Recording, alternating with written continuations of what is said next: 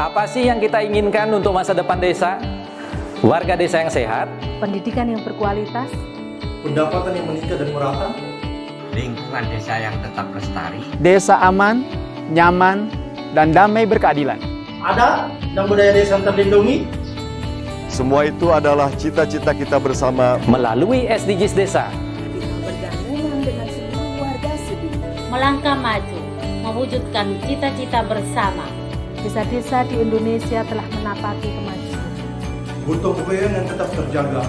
Fasilitas di desa semakin baik, pendidikan dasar mencukupi. Akan tetap kita tidak boleh lengah, sebab masih banyak tantangan yang menghadapi. pengangguran pemuda desa. Pengangguran pemuda desa harus diatasi. Penurunan kemiskinan desa harus lebih cepat lagi. Kebakaran hutan harus dihentikan. Kekerasan terhadap perempuan harus dihilangkan. Pekerjaan-pekerjaan yang belum usai ini, Kini harus kita tuntaskan. Jadi, mari berdiri. mari berdiri. Mari berdiri. Mari berdiri sebaris, berjajar bergandengan tangan, Melukis kuntul baris. Mewujudkan cita-cita kita bersama. dan pastikan Tidak ada satupun warga desa Yang tertinggal di belakang. Mari membangun Indonesia dimulai dari desa. 18 tujuan untuk mewujudkan desa yang lebih baik.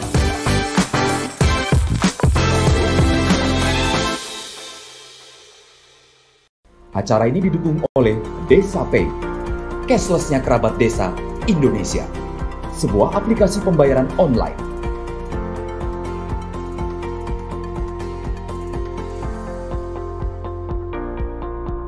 Di Desa Pay, kita akan mendapatkan update berita desa dari TV Desa.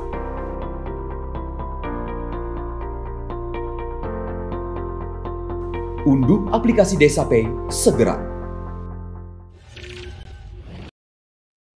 Salam bahagia kerabat desa Indonesia, mari berdiri sebaris, lupus kontrol baris, salam SDGs desa. Pagi ini kita akan mendiskusikan atau berbagi cerita tentang jurnalisme video warga ala Mas Ruri. Ini pilihan judulnya dari Gus Ivan ini. Saya nggak tahu ini apa agendanya apa ini tentang jurnalisme warga apa menggunakan video. Tapi yang menarik yang perlu kita ketahui adalah acara ini acaranya Kapus Datin dan tanggal 31 Agustus kemarin sudah terbit keputusan Menteri tentang gugus tugas SDGs Desa. Nah, dan gugus tugas SDGs Desa ini saya bacakan pengarahnya adalah Menteri dan Wakil Menteri, ketuanya Pak Taufik Majid sebagai Sekjen, dan sekretaris eksekutifnya adalah Kapus Datin. Jadi ini luar biasa, sudah dibentuk gugus tugas SDGs Desa. Jadi sarapan SDGs Desa ini jadi semakin punya positioning yang menarik karena yang mengasuh atau yang punya acara adalah sekretaris eksekutifnya gugus tugas. Luar biasa. Ini fresh from the oven, tanggal 31 baru ditandatangani, tanggal 1 September. Kita informasikan di sini, selamat untuk Gus Ivan yang mendapatkan tugas baru, tugas tambahan, bukan tugas baru, tugas tambahan sebagai sekretaris eksekutif yang tugasnya pasti sangat luar biasa dengan posisi sebagai sekretaris eksekutif karena pasti akan mengkoordinir banyak hal atau menginformasikan banyak hal yang ini menjadi sangat penting, bertanggung jawab terhadap pelaksanaan tugas sehari-hari berkaitan pemrosesan data, bertanggung jawab terhadap pelaksanaan tugas sehari-hari dengan perkembangan analisis, menyampaikan laporan hasil kegiatan mingguan. Nah, ini laporan hasil mingguan kepada Ketua Gugus Tugas mungkin bisa juga disampaikan secara langsung, nanti Pak Sekjen menerima laporan dari sekretaris eksekutifnya di sarapan SDGs Desa. Luar biasa ini. Oke, Gus Iwan, silakan mungkin update ini, masih ada keluh kesah tentang DRP dan kemudian aplikasi-aplikasi mungkin bisa diupdate nanti, berlanjut ke topik kita pagi hari ini bersama Mas Rudi. Silakan Gus. Terima kasih Gus Koco, kerabat desa sekalian, kepala desa, sekdes, kemudian tenaga pendamping profesional. Selamat pagi. Masih semangat ini Gus Koco. Jadi selalu semangat pertama, kita kalau pagi-pagi. Iya. Kayaknya khusus pagi ini harus ada laporan Gus Koco juga itu. Berkaitan dengan bagaimana hasil kebutuhan RPL dan beasiswa. Siap. Supaya kita segera langsung sampaikan ini. Kemudian yang untuk gugus tugas, ya memang sebetulnya sudah sejak Januari itu Gus Halim meminta ada itu. Kemudian akhirnya terwujud di bulan Agustus ya. Kemarin sebelum Gus Halim berangkat ke Jogja langsung tanda tangan gitu. Kalau kita lihat ya karena sudah di Gus Koco tadi ya. Jadi kalau kita lihat isinya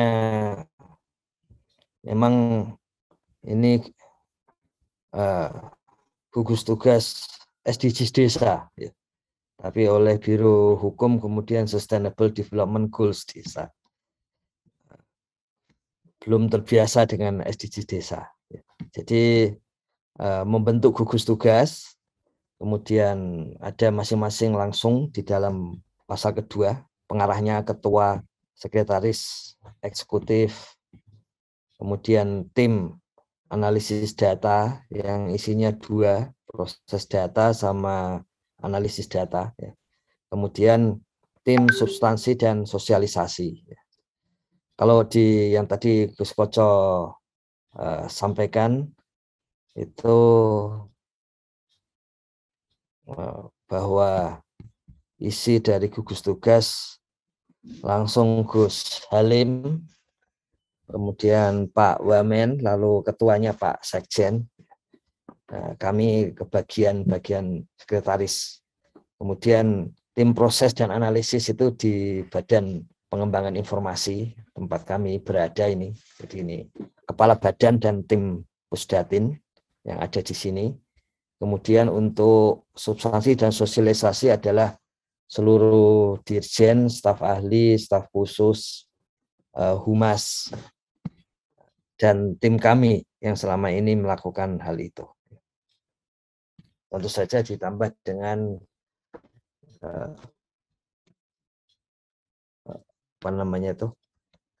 tenaga pendamping profesional ikut serta di dalamnya. Kemudian yang juga segera dibagikan di dalam daily report itu tentang peraturan Menteri Desa tentang prioritas penggunaan dana desa 2022 ya. Jadi prioritas penggunaan dana desa tahun depan. Oh, enggak muncul. Sudah. Muncul, Gus? Sudah. Jadi saya kebalik. Bentar, saya cek sebentar. Jadi seperti sudah banyak muncul di beberapa WA group kita ya. Jadi ini kita bedah besok pagi. Besok pagi-pagi. Kemudian lebih banyak dialog karena ini tentu saja ada hal-hal yang perlu didiskusikan lebih lanjut. Kemudian termasuk yang sudah kita sampaikan beberapa kali kemarin mengenai bagaimana penggunaan data SDGs desa. Jadi yang sudah muncul di sana, kemudian jika tidak maka IDM harus digunakan ya. Jadi kita sudah belajar pada beberapa sarapan SDGs desa yang lalu bagaimana menggunakan IDM sebagai indikator untuk SDGs desa. Jadi harus merujuk kepada SDGs desa, atau kalau sampai belum ada di akhir RKPDes itu, maka menggunakan IDM yang dimiliki desa. Bagaimana cara menggunakan IDM untuk menerka ya SDGs desa, mengindikasikan SDGs desa, itu yang kita sudah bicarakan pada beberapa sarapan SDGs desa yang lalu. Jadi harusnya persiapan dari tenaga pendamping profesional, kepala desa, perangkat desa yang sempat ikut serta dalam dialog kita itu lebih kuat karena sudah siap lebih dulu. Kemudian yang berikutnya tentang daily report, kami tidak menyalahkan Bu Devi atas usulannya, bahkan itu tetap akan diteruskan itu, bahwa isi dari daily report itu laporannya akan lengkap ya. Dan kenapa, apa sih pentingnya laporan lengkap itu?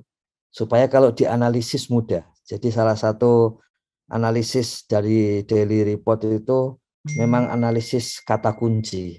Jadi kalau laporannya tidak lengkap, nanti analisisnya menjadi sulit. Kemudian yang usulan Bu Devi waktu itu tentang foto itu sedang dikerjakan. Jadi kalau lancar nanti siang ketika yang mendownload laporan mulai sedikit.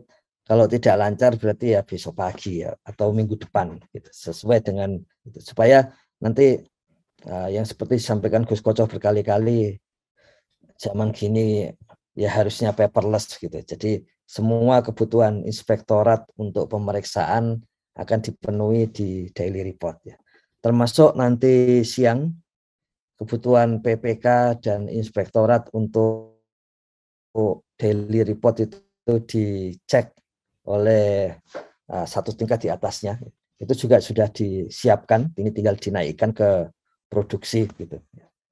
Nah, apa yang membuat sulit sebetulnya yang masuk per detiknya itu 1000 kemarin ya. Jadi harus ditambah pintu masuknya gitu. Dan kemudian ada konsekuensi juga ke memori HP, RAM HP sebetulnya seperti itu. Jadi ada beberapa konsekuensi yang harus diambil gitu. Kemudian tapi saya yakin ini, karena ini staf kami yang mengurus DRP itu jenis staf yang tidak ada matinya ini, belajar terus-menerus gitu. Jadi kita yakin untuk yang staf-staf yang kreatif sih aman sebetulnya. Kemudian ada yang mengatakan monef dana desa juga sulit. Ya, jadi ini juga pelajaran bahwa monef dana desa itu yang mengisi harus pendamping. Dan karena itu ketika mulai memasukkan username dan password, itu langsung mencek DRP. Jadi begitu DRP-nya itu bukan servernya ya, tapi aplikasinya itu terhenti, maka monef DD ikut terhenti karena nggak bisa dimasukin username dan password gitu. Karena dia akan selalu mencek ulang ke daily report gitu, untuk memastikan bahwa pendampingnya yang, tapi dengan daily report sudah up kembali, sudah naik kembali, kemudian monef DD sudah ada. Nah, ada pertanyaan bagaimana mengisi BLT dana desa ya, dan mengisi berbagai data di sana ketika desa itu tidak ada pendamping lokal desa. Jadi di dalam monef dana desa itu selalu setiap bagian yang bisa mengisi itu pendamping lokal desa, kemudian pendamping desa, serta TA kabupaten. Jadi kalau ada satu desa yang pas tidak ada pendamping lokal desanya, maka pendamping desanya bisa mengisikan datanya. Jadi BNBA, BNM by address dari BLT dana desa, atau Gus Halim mengikuti dari Bupati di Maluku Tenggara Barat bahwa itu namanya nanti satu nama satu alamat, SNSA, satu nama satu alamat gitu. Itu bisa diisi, kalau PLD-nya tidak ada diisi PD, kemudian diisi oleh TA Kabupaten. Pemerintah desa akan mengisi di mana? Yang pertama adalah SDG desa, kemudian sekarang sedang disusun, saya kira kalau selambatnya bulan Oktober itu sistem informasi desa yang menyeluruh sudah selesai, dan itu perangkat desa bisa mengisikan di sana, termasuk memasukkan berbagai dokumen-dokumen keuangan dan sebagainya ke dalam lokernya pemerintah desa. Kalau sekarang yang punya loker pendamping desa, nanti pemerintah desa punya loker. Kalau ada pemeriksaan inspektorat macam-macam, tinggal dicek di loker tersebut. Gitu. Kemudian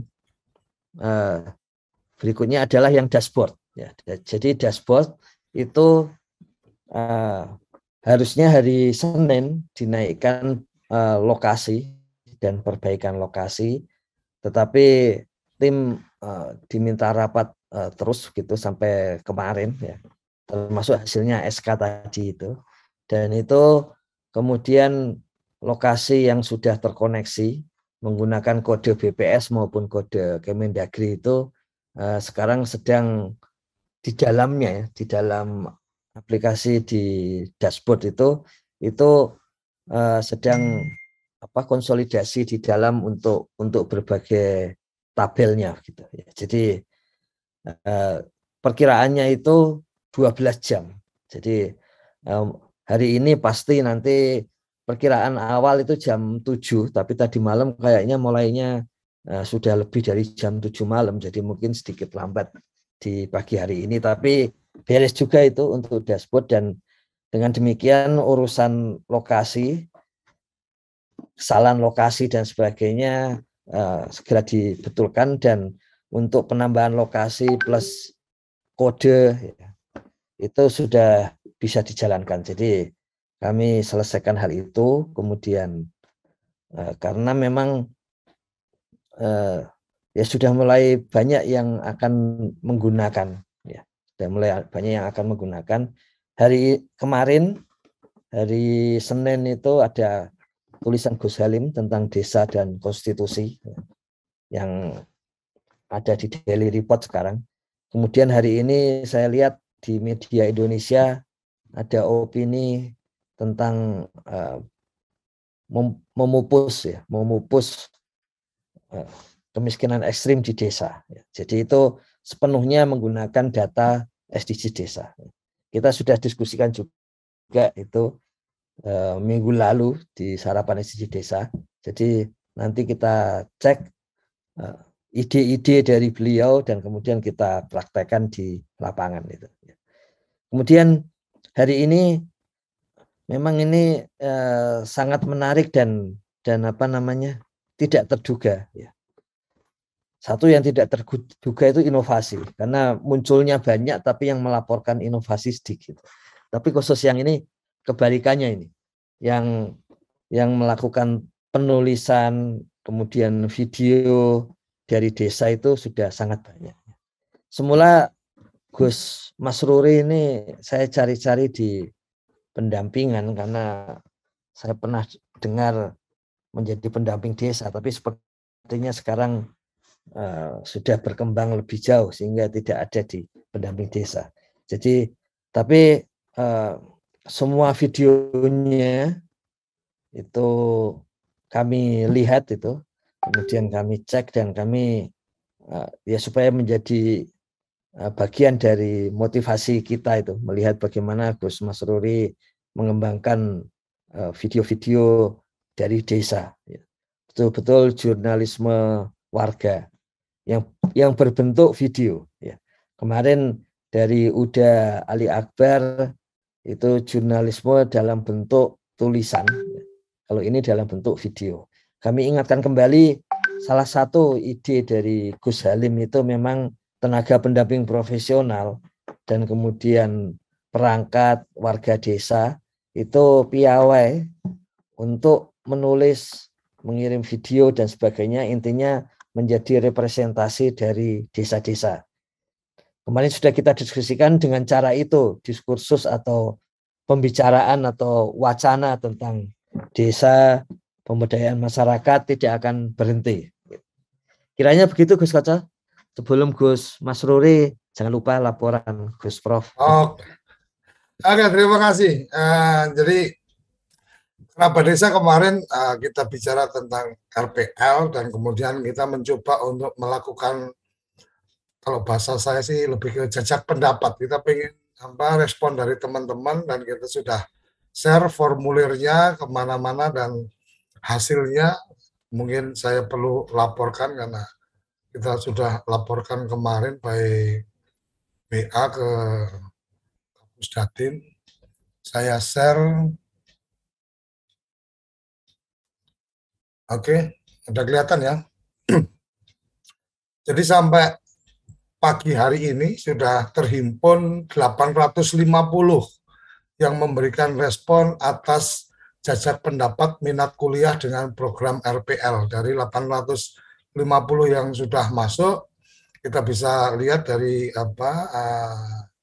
diagramnya, itu profesinya beragam. Jadi yang mengisi ternyata tidak hanya pendamping desa profesional, pendamping profesional, tapi juga ada perangkat desa sampai 14,4%, ada BPD 8,2%, dan ada juga dari NGO ini 11 orang atau 1,3%.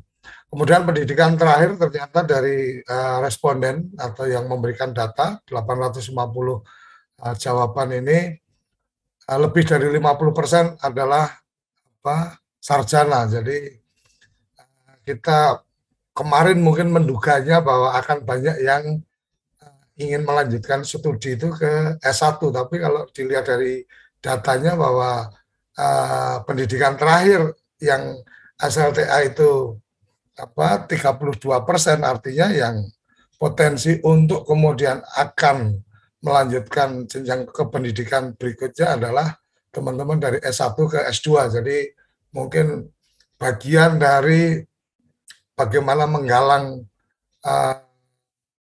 beasiswa ini mungkin catatan untuk Kemendes lebih ke teman-teman yang S1 ke S2 nih, kalau melihat dari datanya ya, karena 55,2% itu lulusan dari S1. Jadi kalau belajar lanjutan ya pasti ke strata 2. Nah, yang menarik berikutnya adalah apakah mengikuti acara tayangan kita. Ternyata yang mengikuti tayangan ada 74%, 25% ini tidak mengikuti, tetapi kemudian ketika kita tanyakan ketertarikan mengikuti jenjang pendidikan berikutnya, ini 99,3% tertarik. Dan yang menarik adalah ada juga yang ternyata tidak membutuhkan beasiswa. Nah, ini yang tidak membutuhkan beasiswa ini apakah karena yang 4 ini apakah karena memang dari jawaban yang tidak tertarik? Karena yang tidak tertarik di sini ada 6, berarti ada yang tidak tertarik untuk melanjutkan 6 dan kemudian tidak butuh beasiswa 4. Kira-kira seperti itu gambaran dari informasi data yang kita punya tentang jajak pendapat. Jadi ini menarik nih Gus, menurut saya artinya bahwa menjadi tantangan seorang bapak kepada anak-anaknya, karena sudah tahu anak-anaknya ini siapa saja gitu kan, maka bapaknya perlu mencari jalan keluar, bahwa ternyata minat untuk belajarnya sangat tinggi, minat untuk studi lanjutan sangat tinggi, tetapi yang coba kita perbandingkan adalah ternyata minat belajar yang tinggi itu juga ada minat untuk mendapatkan beasiswa yang juga sangat tinggi. Artinya pengen belajar, tapi kalau bisa ya dibantu pembiayaannya. Nah ini menjadi tantangan menurut saya dari Kementerian Desa, karena apapun teman-teman pendamping sekarang ini sudah diberikan gelar sebagai pendamping profesional, artinya perlu profesional. Nah, meningkatkan profesionalitas ya berarti dengan pendidikan. Tantangan berikutnya adalah ketika ingin meningkatkan profesionalitas melalui pendidikan, ternyata kebutuhan beasiswanya tinggi ya. Ini kata yang menjadi menarik adalah bagaimana Kemendes bisa menggalang teman-teman donatur, teman-teman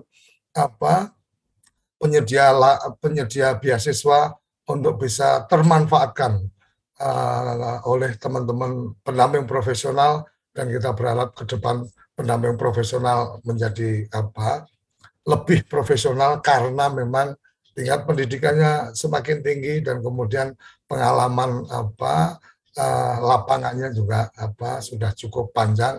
Ini sangat mendukung juga dengan program yang disampaikan oleh Gus Menteri tentang bagaimana agendanya adalah promosi karir. Jadi teman-teman yang PLD bisa jadi PD, kemudian bisa jadi TA dan seterusnya.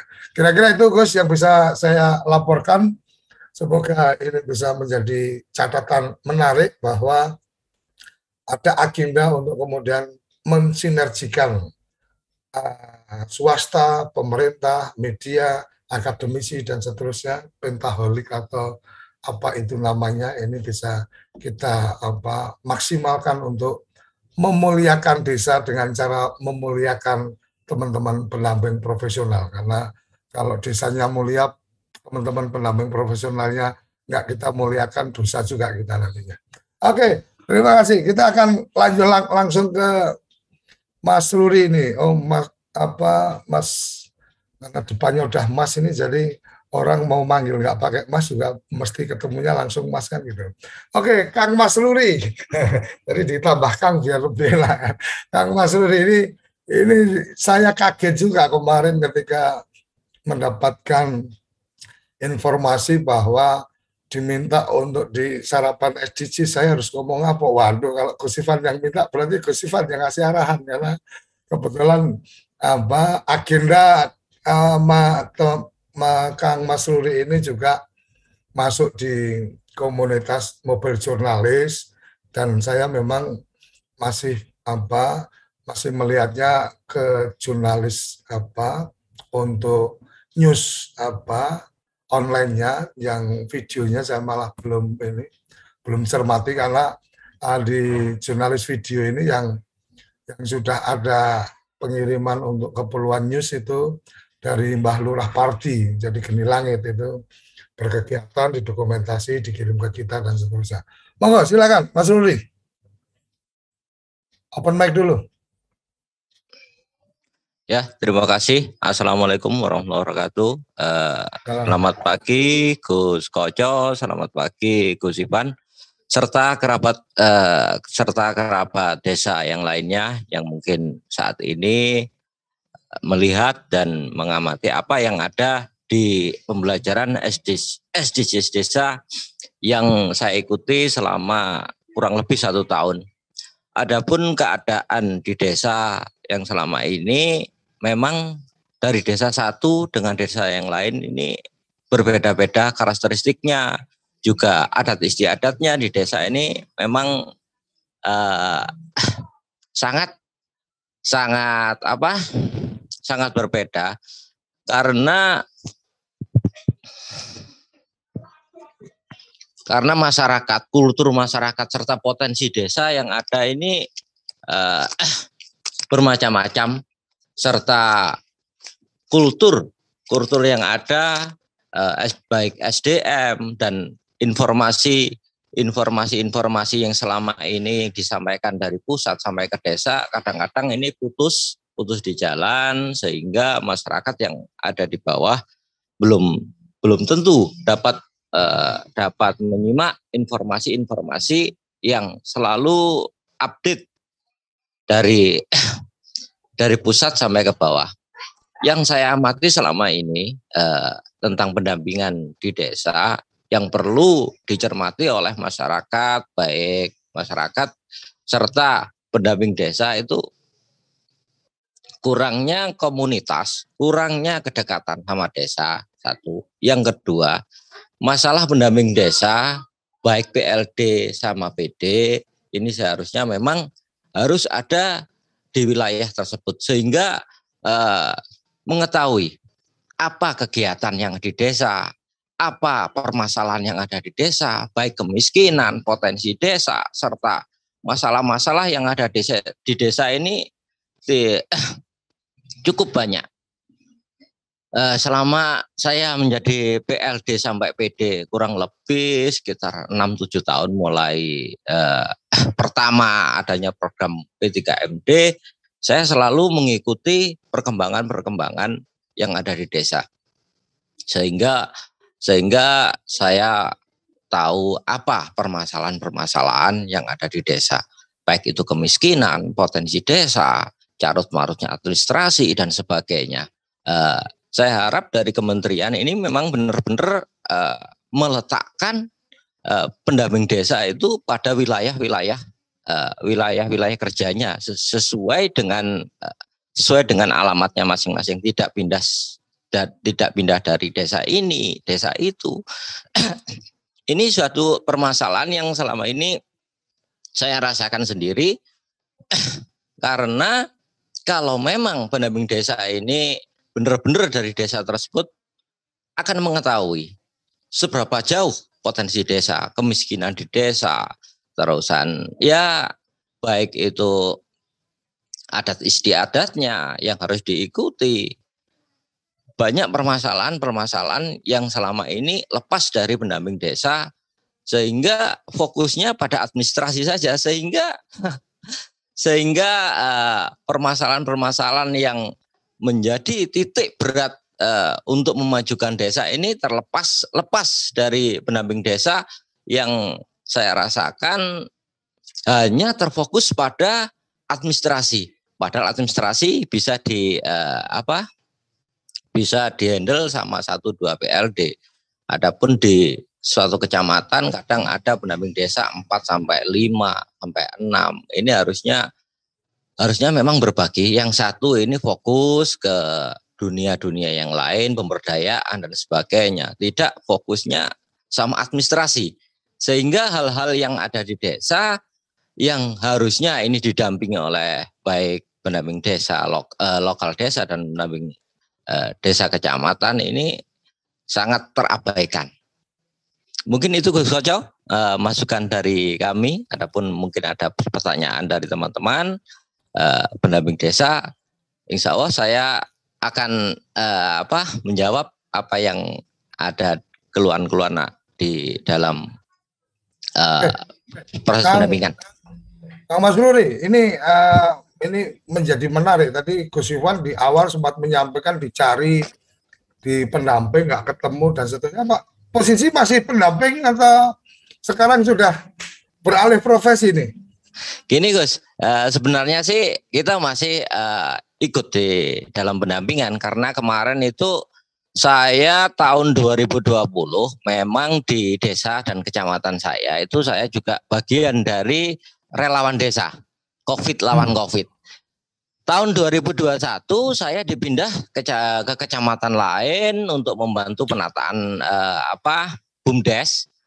Mulai bulan 1 sampai bulan 6 saya aktif, bulan 7 mungkin banyaknya kegiatan di desa saya juga di desa dampingan saya, karena jaraknya juga lumayan jauh, sekitar 60 sampai 70 kilo, sehingga saya harus sakit Gus. Oh. Masalahnya ada di situ. Tapi posisi masih sebagai tenaga pendamping profesional atau? Posisinya sekarang ini saya juga bingung, karena saya bulan 4 sampai bulan 5 itu mengajukan pindah lokasi ke tempat saya sendiri, belum ada jawaban, sehingga saya harus mengajukan lagi. Kalau memang tidak bisa, saya harus resign, seperti itu Gus. Oke. Jadi ini sekaligus sebagai tambahan masukan, tambahan catatan, karena apa yang tadi disampaikan menurut saya menjadi penting ada semangat yang sama sebenarnya, suara di bawah dengan suaranya Kalibata kan gitu. Artinya sebisa mungkin teman-teman pendamping itu ada tinggal di lokasi yang kemudian menjadi tanggung jawab dampingan kan gitu. Kalau Mas Ruri tadi menyampaikan jaraknya 60 kilo, kalau di kampung saya dulu berarti saya ini tinggalnya di Semarang tapi harus mendampingi desa saya yang ada di Temanggung kan gitu. Kira-kira naik motor ya 1,5 jam, itu pun juga harus dengan perjuangan keras kan gitu. Oke, ini satu catatan juga, dan semoga Mas Ruri masih bisa ada di tim pendamping profesional, karena apapun ide-ide kreatif dan bagaimana memahami betul semangat satu pendamping itu menjadi sangat penting untuk keperluan kesuksesan dari program. Mas Ruri mungkin bisa dibagi cerita, karena karena yang tadi disampaikan oleh Gus Ivan bahwa berbagi video tentang desa dan seterusnya ini, konten-konten seperti apa yang kemudian di-share oleh Mas Ruri ke mungkin melalui channel apa dan seterusnya, boleh disampaikan juga? Kalau channel sih kita tidak punya, Gus. Cuman ini kan inisiatif saya sendiri, bahwa setiap ada kegiatan, baik itu masalah pembagian dana desa ke warga, terus pembagian untuk bedah rumah, masalah kemiskinan, pembangunan dan sebagainya, saya mulai awal dari zamannya Bapak Menteri yang pertama, Eko Sanjoyo, memang sering membuat hal-hal seperti itu untuk video-video sendiri, tidak dipublikasikan ke masyarakat atau ke khalayak yang lain. Sehingga memang ini satu itu, yang kedua hanya untuk untuk memotivasi diri bahwa saya keadaan waktu itu saya ada di sini. Saya ada di sini, seperti itu. Hanya untuk publikasi sendiri saja. Oke, ini luar biasa. Jadi kerabat desa, teman-teman pendamping profesional,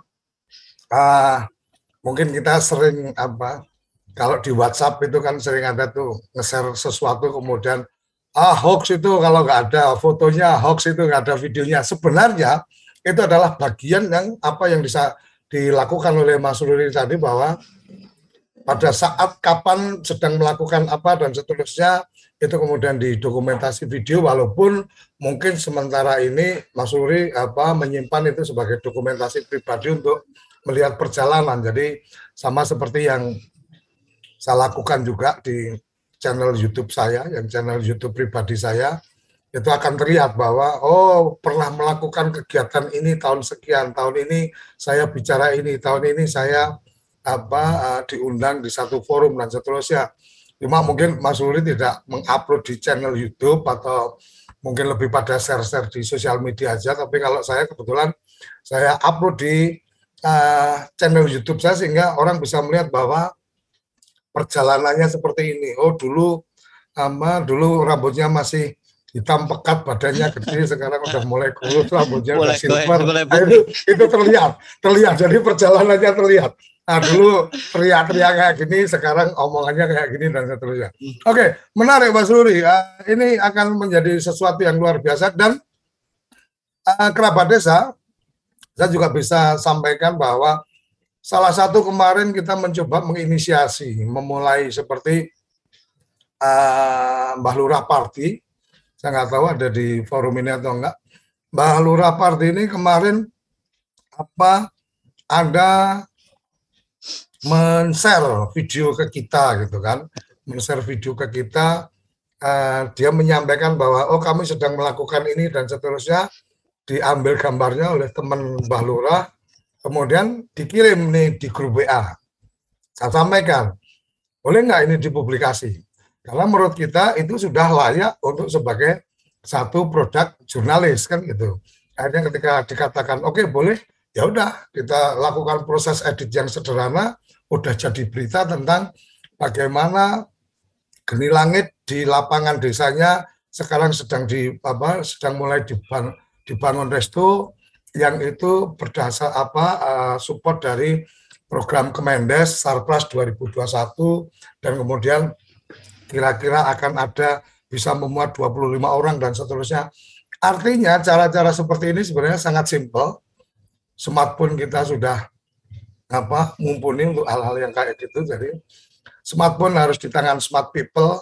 Nah, ketika kemudian smart people-nya itu adalah pendamping profesional desa, maka publikasi, dokumentasi, kisah cerita tentang desa akan menjadi lebih luar biasa, bisa dibagikan. Oke, Mas Ruli ada yang ingin ditambahkan mungkin? Ya, saya cuma berharap agar teman-teman pendamping desa ini benar-benar sebagai pemberdaya desa, bukan hanya terfokus pada administrasi, karena perjalanan desa, carut-marutnya desa, tentang kegiatan-kegiatan desa ini memang sangat banyak, Gus. Sehingga mereka itu bagi teman-teman itu tahu seperti apa sih permasalahan desa yang kemarin, apalagi kemarin mulai tahun 2020 banyak pendataan baru. Pendataan SDGs, terusan pendataan antara carut-marutnya bantuan, baik itu bansos dan sebagainya, baik itu dari masyarakat sendiri. Satu, yang kedua juga adanya bantuan dari dana desa. Ini kan perlu kajian-kajian sehingga data-data tersebut tidak tumpang tindih. Permasalahan di akar rumput di bawah itu adanya bantuan ini yang tumpang tindih, ada yang dapat PKH, dapat dana desa dan sebagainya. Hal-hal seperti ini memang perlu kajian-kajian, dibedakan sehingga tidak ada ketimpangan. Satu, yang kedua tidak ada permusuhan, apalagi saya juga sebagai RT, Gus, tahu bener masalah-masalah yang ada di bawah. Kita ngajukan si A tidak boleh, padahal si A ini benar-benar orang katakanlah orang yang perlu dibantu. Ya enggak tahu ini masalahnya masalah seperti apa, masalah administrasi atau masalah suka tidak suka. Ini mungkin yang banyak permasalahan-permasalahan seperti itu di desa. Dan hal-hal seperti itu jarang disentuh oleh pendamping desa karena kebijakannya kan juga sudah lain gitu loh, Guys. Makanya saya kemarin itu sempat bingung. Ini yang satu saya harus mendampingi desa saya sendiri, masyarakat saya sendiri. Yang satu saya harus jauh tinggalnya wilayah kerjanya 7 sampai 80 kilo dari rumah saya, sehingga kadang saya harus pulang malam itu sekitar jam 10 sampai kadang itu jam 12 malam untuk mendampingi desa dampingan saya, padahal di desa saya sendiri memerlukan hal seperti itu gitu loh, Gus. Oke, ini catatan penting ini, catatan luar biasa ketika akan memasuki mungkin ini kan sedang ada proses juga ini, beberapa ada relokasi, ada penempatan koordinator dan seterusnya. Mungkin ini menjadi catatan penting, Gus Ivan, dari kementerian untuk kemudian benar-benar memegang apa yang menjadi fatsun dari menteri kita, Gus Halim, tentang sebisa mungkin pendamping itu sesuai dengan domisilinya, karena memang ya ini potret yang kita tangkap, bagaimana kepedulian kerja pendamping itu semangatnya ada di Mas Ruli, tapi kemudian ya terlalu banyak tugas administratif, kemudian lokasinya terlalu jauh dan seterusnya. Ini kita membayangkan lokasi yang masih daratan, seperti Mas Ruli posisinya ada di kabupaten mana, Mas Ruli? Di Kabupaten Kediri, Gus. Di Kabupaten Kediri, saya masih bisa bayangkan Kabupaten Kediri mungkin perjalanan naik motor pun masih bisa asik-asik aja gitu kan.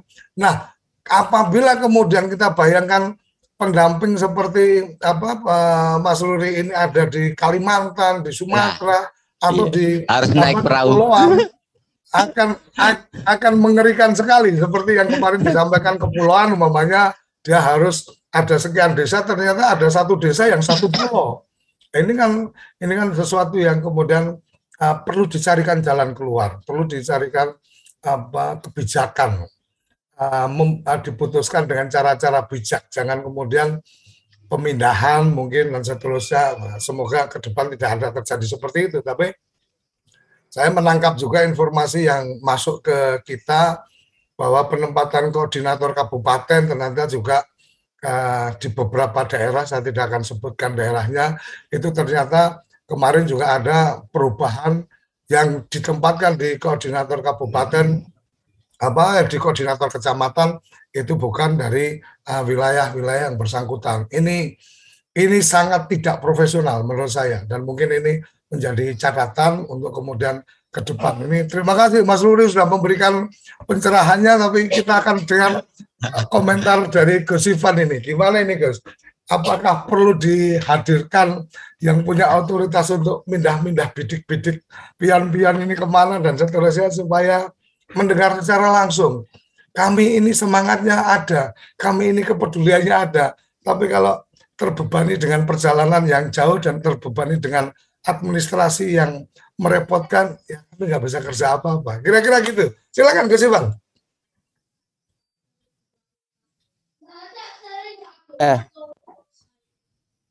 Saya kira itu secara teknis nanti akan dikerjakan Pusdatin itu, memastikan seperti itu. Kemudian nanti Gus Halim pasti akan memutuskan. Memang dari awal rancangannya begitu. Harus banyak waktu luang bagi pendamping sehingga bisa, yang namanya pendampingan itu kan kalau istilah Paulo Freire kan selalu 2 tahap bergantian, melakukan aksi pendampingan dan kemudian refleksi pendampingan. Jadi selalu aksi, refleksi, aksi, refleksi.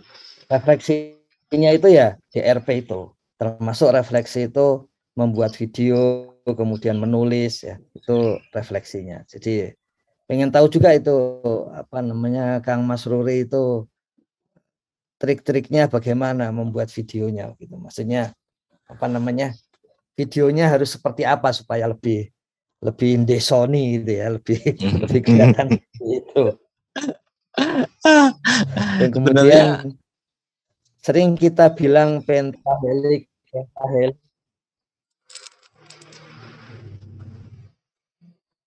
Ya. Sering kita bilang pentahelik, yang 5 itu sebetulnya adalah wartawan atau publikasi. Jadi kami sudah kaji itu berbagai program dari Kementerian Desa maupun dari sejak tahun 98 itu program yang berhasil itu memang publikasinya juga ikut naik. Gitu. Jadi tidak hanya aksi, tapi refleksinya juga naik. Kalau istilah Gus Halim, tidak hanya action, tapi ada acting, ada publikasinya. Nah, yang kita sedang diskusikan di minggu ini sejak hari Senin itu kan bagian refleksinya itu. Karena kalau tanpa itu pendampingan jadi bisa, tapi tidak terlalu meluas. Dan artinya apa? Artinya warga yang didampingi juga jadinya tidak terlalu banyak yang terjangkau seperti itu. Jadi pentingnya refleksi, setelah itu nanti kita aksi lagi, termasuk Gus Koco menguatkan kembali pentahelik itu memang di bagian baik itu jurnalisme tulis maupun jurnalisme video ini. Bahkan radio komunitas itu jelas membutuhkan jurnalisme versi radio itu, yang membuat orang bisa membayangkan. Kalau video kan harus bisa membuat orang bisa merefleksikan, karena dari video yang ringkas itu kita harus bisa membuat orang merasakan punya makna dari video itu. Semakin ringkas seperti biasa semakin sulit. Meskipun bagi yang pemula semakin ringkas semakin mudah. Bagi yang ahli membuat video TikTok itu jelas paling sulit itu, 1 menit saja gitu kan. Tapi kalau yang pemula kok terlalu lama ya 1 menit gitu. Jadi bedanya nanti di situ. Seperti itu Gus Koco. Oke. Mungkin Mas Ruri punya tip, saran, trik atau apa untuk mendokumentasikan tidak cuma actionnya tapi actingnya juga perlu perlu dikemas. Jadi kalau video-video reportase mungkin sederhana aja, tapi kalau mungkin lebih pada dokumentasi pelaporan ini mungkin menjadi bagian yang berbeda. Yang jelas TV Desa sudah mulai meluncurkan program mobile jurnalis, itu memang semua berbasiskan dari smartphone, jadi audio mau video mau teks itu bisa semuanya dikerjakan menggunakan smartphone, sehingga memang ini bagian yang kita pengen menjadi memudahkan mengabarkan tentang desa. Silakan Kang Mas Ruri bisa memberikan catatan masukan. Untuk catatan masukan sebagai TPP saya pikir sudah cukup, nanti link videonya saya kirim ke Gus Menteri, siapa tahu beliau berkenan mengikuti, jadi mendengarkan langsung suara dari Mas Ruri dari Kediri. Mungkin sekarang kita masuk ke jurnalismenya, silakan. Ini Gus, terkait dengan video, sebenarnya itu di aplikasi itu banyak Gus. Tinggal kita menggabungkan antara foto sama video asli, kejadiannya di mana, itu kan bisa.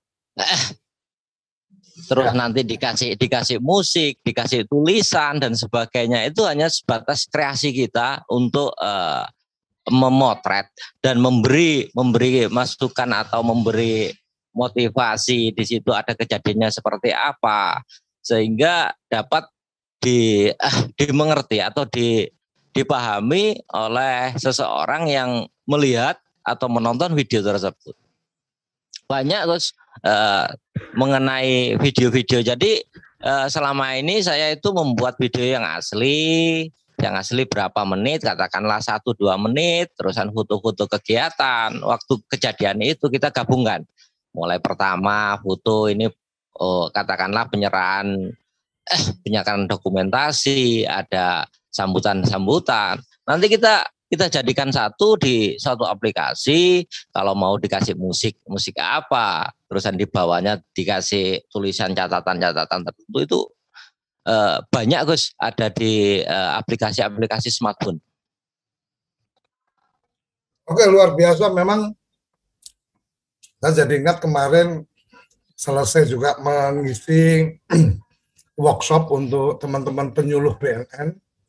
Jadi yang saya sampaikan adalah tugas penyuluh itu kan pemberi terang, pemberi pencerahan, pemberi jalan. Akhirnya saya sampaikan di sana ada tiga hal penting yang kemudian perlu dikuasai oleh teman-teman penyuluh. Satu adalah bagaimana membuat karena ini secara khusus kemarin memang bicara tentang audiovisual. Jadi bagaimana teman-teman penyuluh itu harus mampu membuat video edukasi. Nah, simpelnya video edukasi seperti apa dan seterusnya, yaitu kemarin di workshop sempat saya share. Kemudian karena sebagai penyuluh mereka melakukan kegiatan, maka perlu membuat video dokumentasi. Jadi edukasinya dilakukan dengan cara-cara menggunakan audiovisual, kemudian dokumentasinya. Bagaimana membuat dokumentasi seperti yang Kang Mas Ruri tadi sampaikan. Ada penggalan-penggalan dari video yang kemudian isinya ini memang video statement dan seterusnya. Tapi juga bisa diisi dengan foto-foto. Jadi foto-foto kegiatan yang demikian banyak dijadikan transisi supaya kalau bicara edukasi kan menyampaikan sesuatu, tapi kalau dokumentasi itu menyampaikan laporan runtutnya. Awalnya seperti ini dan seterusnya. Kemudian ketika kemarin yang kita share di teman-teman penyuluh BNN adalah bagaimana melakukan kegiatan siaran langsung. Jadi ketika melakukan kegiatan kemudian dilakukan siaran langsung, caranya seperti apa sih? Tingkat kesulitannya apa sih dan seterusnya. Dan tiga hal itu semua dilakukan dengan smartphone. Jadi basisnya memang menggunakan smartphone. Akan lebih bagus memang ketika menggunakan desktop karena memang fiturnya pasti akan lebih banyak, lebih enak cara kerjanya dan seterusnya.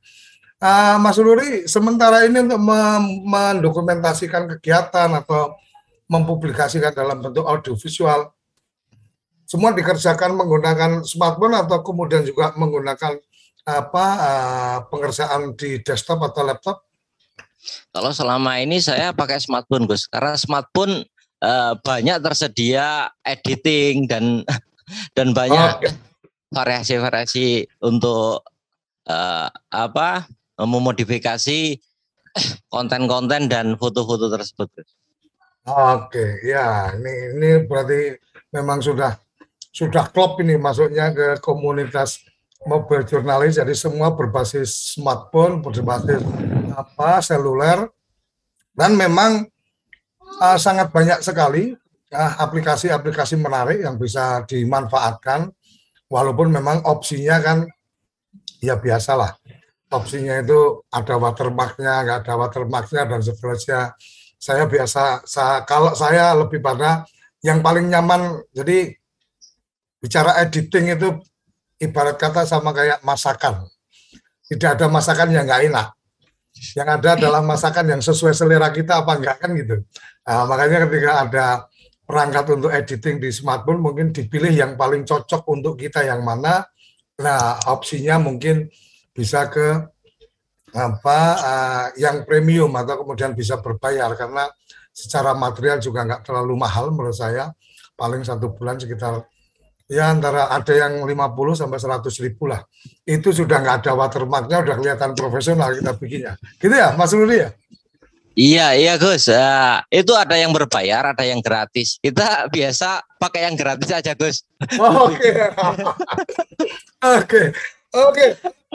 Terima kasih Mas Rudi, ini luar biasa. Jadi sharing-sharingnya bagaimana nanti menggabungkan foto-foto dan video dan seterusnya. Insya Allah kalau sudah bergabung di mobile jurnalis Mojo nanti akan ada sesi kita untuk edukasi itu. Dan sebenarnya Maha Guru yang sekarang ini luar biasa itu adalah YouTube dengan segala kemampuan dan arenanya, karena banyak sekali teman-teman yang sangat senang berbagi ilmu, sangat senang berbagi pengetahuan di channel YouTube, sehingga sebenarnya dari situ kita juga bisa banyak belajar. Kira-kira gitu ya, Mas Rudi ya? Siap Gus, ya nanti saya kirim lewat via WA aja Gus, dokumentasi Gus. Oke, terima kasih. Jadi bagaimana semangat kita belajar itu menjadi sangat penting. Rektor IPB waktu itu sempat satu acara saya ikuti, kampusnya Gus Ivan, disampaikan bahwa aset terbesar dari perusahaan itu bukan material-material atau dana dan seterusnya, tapi aset terbesar dari satu usaha adalah kreativitas. Jadi kalau satu perusahaan itu tidak punya kreativitas, maka pasti aset apapun bisa akan hancur begitu saja. Tapi kalau memiliki aset kreativitas, maka dia akan selalu tumbuh dan berkembang. Nah, ini bagian yang menjadi menarik menurut kita, bagaimana teman-teman pendamping profesional terus mengasah kreativitas seperti Kang Mas Rudi dan teman-teman yang lain. Gus Iwan, silakan closing statement. Tidak terasa waktu sudah di penghujung. Ya, benar itu. Jadi memang yang kami rasakan kalau di Pusdatin itu sudah pasti itu. Yang kreatif itu pasti lebih diberi fasilitas daripada yang tidak kreatif. Karena memang kerja-kerja seperti ini, kerja pendampingan, kerja melayani pendamping dan warga desa sudah pasti butuh kreativitas. Kalau enggak itu, ini kan bukan kerja kantoran yang orang biasa rutin. Ini kerja yang memang harus selalu meningkat, selalu semakin tinggi gitu. Saya kira gitu Gus. Termasuk kemarin Bung Naldo juga sudah menyampaikan, ya ini kerja kreatif. Kalau istilah dari pendiri internet, yang khas di internet itu tidak ada delete ya. Jadi begitu sudah di up, dinaikkan, ya sudah itu selamanya begitu. Kalau Bung Naldo mengutip dari Pramudia Anantatur, kerja penulisan itu keabadian. Ini kalau kerja video ditaruh di YouTube juga sebetulnya keabadian juga, karena buat internet itu juga nggak akan terhapus juga itu nanti juga. Kiranya begitu Gus. Kreatif. Oke, terima kasih luar biasa. Salah satu yang mungkin jadi catatan kita hari ini adalah fasilitas teknologi semakin mudah, semakin murah. Ketika kemudian kita mungkin mendokumentasikan dalam bentuk video dan kemudian setiap dokumentasi menurut kita ini perlu disimpan, maka tinggal diupload di YouTube dan seterusnya, maka sejarah perjalanan seorang Kang Masruri akan terekam dalam satu diorama di YouTube. Oh, tahun sekian kamu gini, oh tahun sekian kamu gini, dan seterusnya. Salah satunya saya yang sudah merasakan, memanfaatkan itu. Jadi video perkawinan saya dengan 10 musik lagu dengan suasana pada saat pesta perkawinan, sampai saat ini saya masih bisa menikmati di channel YouTube saya. Jadi saya akan ingat bahwa pada saat kawin dulu saya masih agak kurusan, mulai gemuk, dan sekarang balik kurus lagi dan seterusnya. Oke, luar biasa kerabat desa pagi hari ini.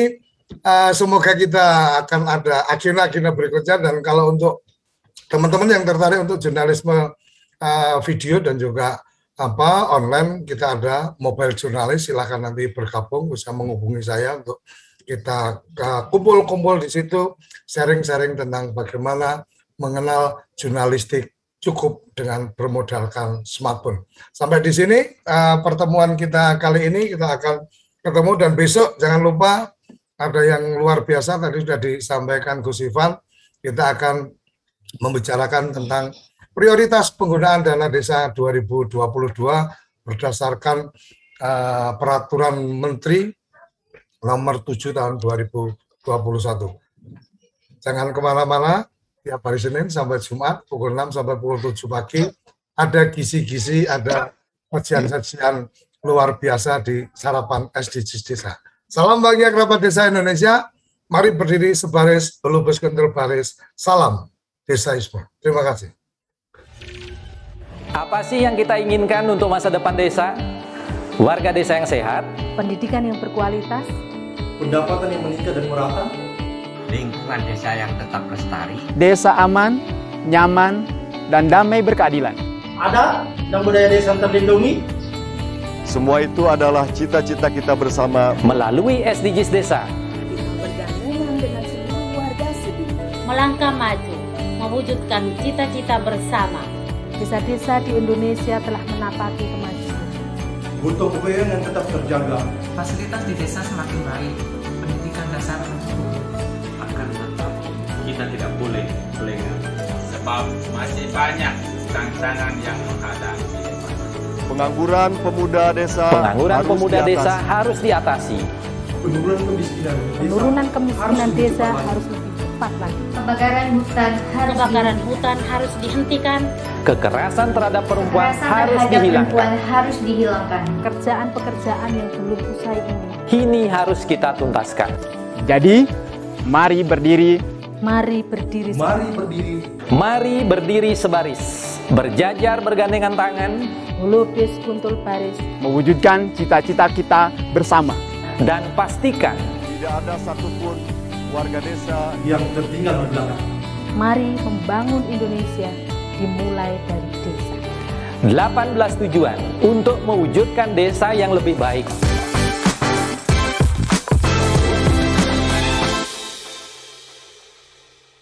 Acara ini didukung oleh Desa Pay, cashless-nya kerabat desa Indonesia, sebuah aplikasi pembayaran online.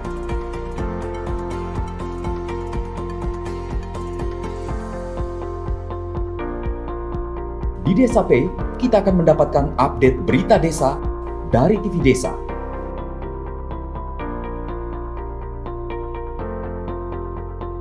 Unduh aplikasi Desa Pay segera.